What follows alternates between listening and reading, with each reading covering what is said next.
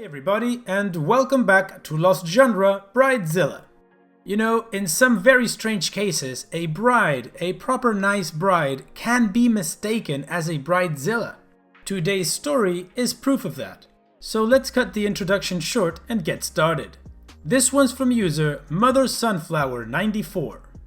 Bride disappeared, then reappeared a week before her wedding, and now I'm confused. I'm just the florist. Hey y'all, I'm really effing whiplashed by this current situation. I own my own flower shop, and a potential bride touched base with me around June about getting a custom package together for her October wedding. We had a site meeting at a venue. I work closely with her planner and I sent over a proposal. Well, the bride only responded back a few days later saying that I didn't fit into her budget. Okay, and? Flowers are expensive. Flowers are perishable, and I am an in-demand florist. I live in a tourist hub. Yeah, I know, the damn bug is on my mind every day, but bills have to be paid.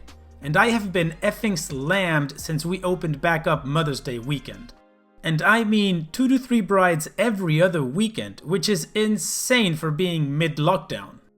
Anyway, so she didn't respond even after I followed up to clarify my initial pricing guidelines based on the fact that at that time she had no color scheme, no flowers picked out, not even the faintest idea of what she wanted or was planning for.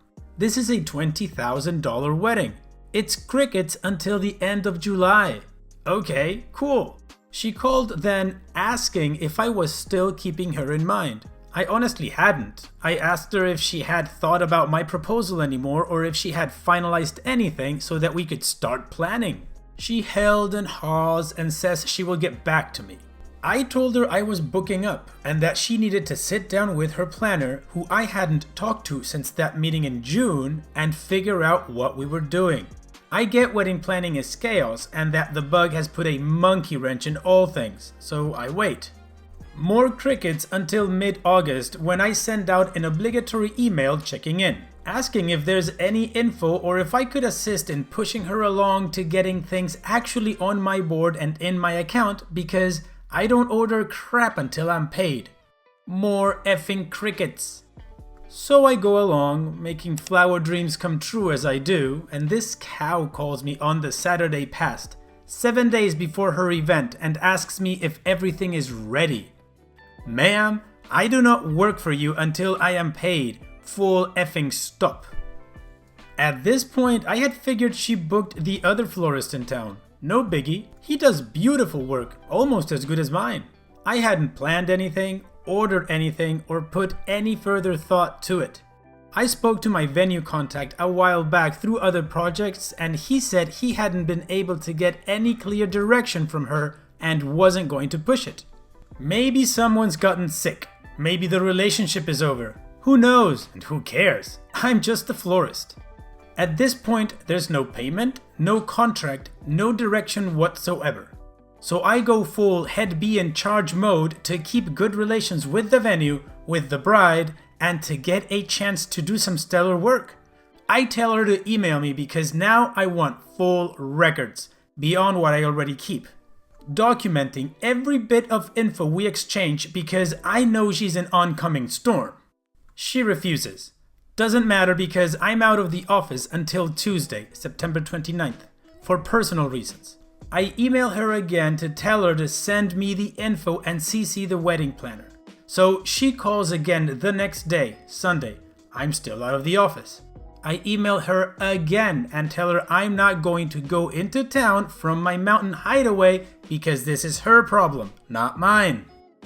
She finally sends me the email, pretty much the same non-information I started with, except now they've added more flowers. Fine, she will pay. Oh yes, she will pay dearly. I write up the quote and charge her for the rush order because I have to. Had she responded any time before September, we would have had every financial break they were pushing for wedding season at our feet. And I always pass my savings along because it's good for business to have happy clients come back even with the cost of flowers going up. The planner finally emails me. She's had my info since the jump, but only to send a timeline. I send her an email to communicate the current state of things, including the fact that they are now over budget for me for what I had to quote, and I need to be paid tomorrow, no exceptions. It's now 10:30 p.m. on Monday night, and I'm pretty sure S is going to hit the fan tomorrow. I'm excited though. I'm finally financially stable enough to tell people to F off, professionally of course. Any other florists here who have been ghosted but the bride still thinks there are flowers on the way? Any of y'all think I should have had done or said more in the leap up to this, or what? Okay, so up to this point, the bride is a Bridezilla from this perspective. She's trying to get something without paying and is ghosting the supplier, right? Well, let's move on to the update, where there is a lot more information and a really cool twist. Wow, was not expecting my previous post to blow up half as much as it did. Thank y'all for being kind, funny, and just ready for this S show as I was this morning. Alright, now to the good part.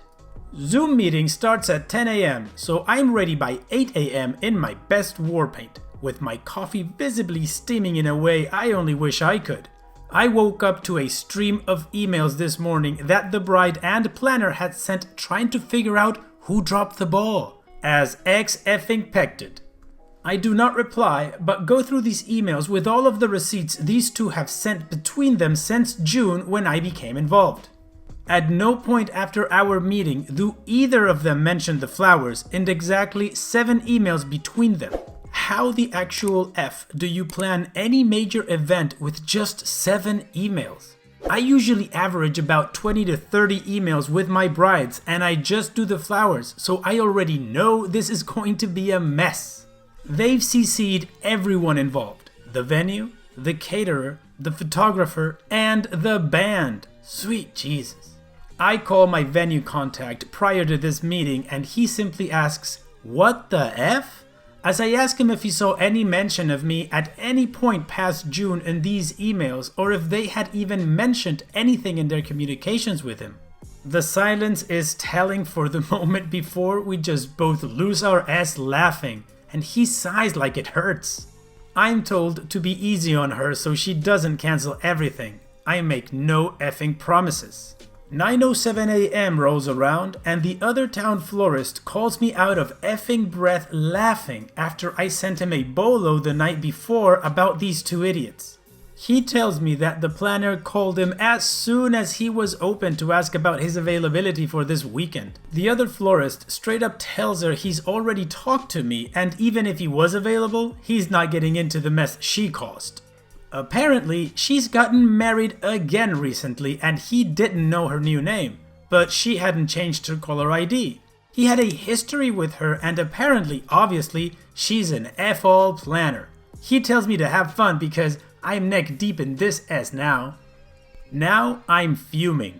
Not for myself as much, but for this bride. From her emails, she seems to think that everything was on track and that all she had to do was say yay or nay and have her future husband sign the checks. I make a few quick calls to some other vendors because I need every bit of ammunition for this one. Now it's 10 a.m. and I start the meeting. We're all sitting there exchanging good mornings. Bride looks tired and stressed, the planner looks anxious, and my resting bee face is in full form. I'm not even gonna effing play today.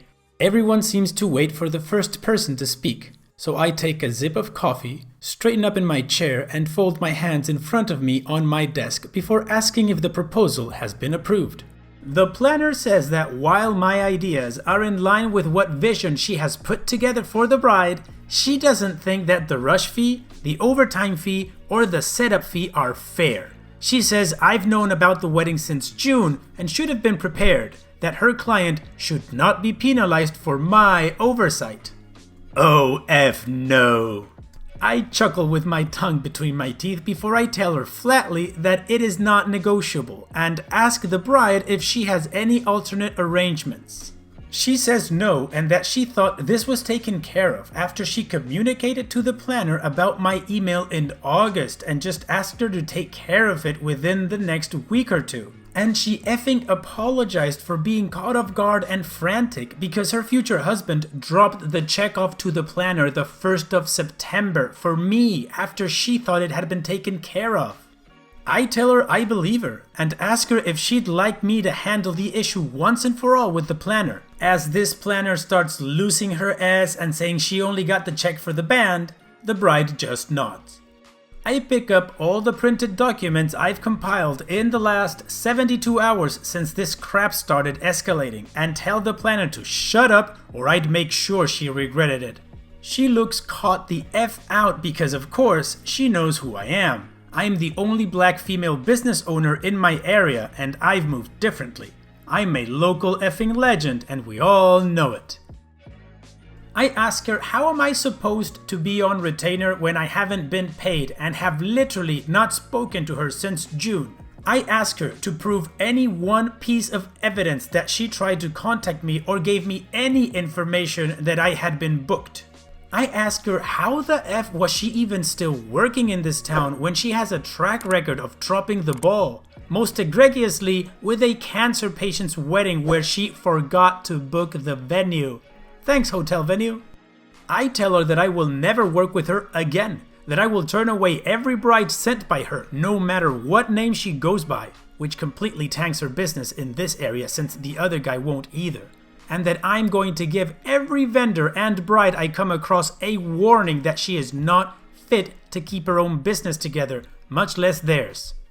The bride's mouth drops. The planner's mouth drops. And all I do is sit the F back to bask in it. The planner looks like she's about to cry as she realizes she's effing done, forgotten in the oven and burnt to a crisp. I tell her to find the check wherever it effing is and return it to the bride before the end of the week, or I will use this recorded Zoom chat to help the bride pursue her for damages for her monumental F-up. We are a one-party state with recordings, and if it was a threat, I could care less. The bride tells her that this conversation isn't done when it finally clicks that she got screwed because this crap planner couldn't be bothered to do her job and keep it together. It was only 5 checks. She also says that effective immediately, the planner is fired. The planner leaves the Zoom meeting without saying anything else. I ask the bride if she's okay, and she just says that she's been super overwhelmed with her only sister being sick with the bug, which is why 45 to 50 days out, after my last email to her, she told the planner to just pick something in their style and pay me. The planner told the bride that she'd handle it and just never did. The planner didn't even know that the bride had contacted me last week just to chat because she had gotten excited again. I told her that this is why I don't like wedding planners. Sorry y'all, because it puts too many cooks in the kitchen. Things get misinterpreted and lost in translation, and that I gave her my info for a reason. She is my client, not the planner. The planner's only job is to keep crap on track and she did F all on that front. The bride apologizes again, tells me that she's going to take the bid and that she will be over to the store with cash shortly once she gets herself together, updates the groom, and checks on the other vendors to make sure her entire wedding hadn't just imploded. noon, the bride strolls into my store looking 1,000 pounds lighter. She says that she had been afraid to fire the planner from shortly after hiring her, but was worried about getting charged for no work being done and having to do it all over again. She just fell in too deep, and I can understand that. The bride says that she made very quick calls to everyone just to let them know what had happened and to make sure they were paid. I asked the bride what had she said to the planner, and she just chuckled before handing me a gift bag from the best wine shop in town and said, "Everything I effing needed to. Sorry again, and thank you." What I would have given to be an effing fly at that moment. She handed me the balance due and then some in cash. Waiting while I counted it out, we chatted about how she would have a story to tell. How I kept a straight face, I'll never know. She asked me if I knew any coordinators who I recommended, and I put her in touch with a friend I knew had had a cancellation that day. My friend just texted to thank me for sending her the business. I ended up coming out of the S-Storm effing spotless with a hella tip and $200 bottle of fantastic wine. The bride is happy and taken care of, my friend got some business out of it, and we got rid of a terrible wedding planner in the process. That S could have gone way worse. I have effing peaked, and now I can't do anything but laugh as I enjoy just a sip of spite wine over my late lunch. This has been the best day ever. I hope you all enjoy this even a fraction as much as I have. 1:57 p.m. Bride just forwarded me a text from planner to her. Apparently, she lost the check and was embarrassed to say for F's sake. So she was going to try and pay me out of pocket, which makes no sense, and didn't know how to tell the bride. She's found it though and will take it to the groom's job because she doesn't want to see the bride. I am effing dead. Last update. I should have asked my mother-in-law about this planner chick from the jump since she used to be the local florist here. I was telling her about the situation while I was eating and editing this. The planner has been on and off drugs since the 80s. Problem solved. I hope she gets help. Well, that's a twist. There was no Bridezilla. It was just a regular bride that trusted on her wedding planner to do the whole thing she was hired to do, which was set up the wedding. But in the beginning, OP totally thought that this bride was a storm, so she got prepared. It's a good thing that she was able to sort this whole thing out, the planner's out of the way, and the bride is happy now, so that's good. And so we've reached the end of the video. I truly hope you guys liked it. If you did, go ahead and click like. Of course, don't forget to subscribe and click that bell icon so you get notified every time I upload a new video. Also, here are more videos from my channel that you might enjoy. And having said all that, I will see you guys on the next video.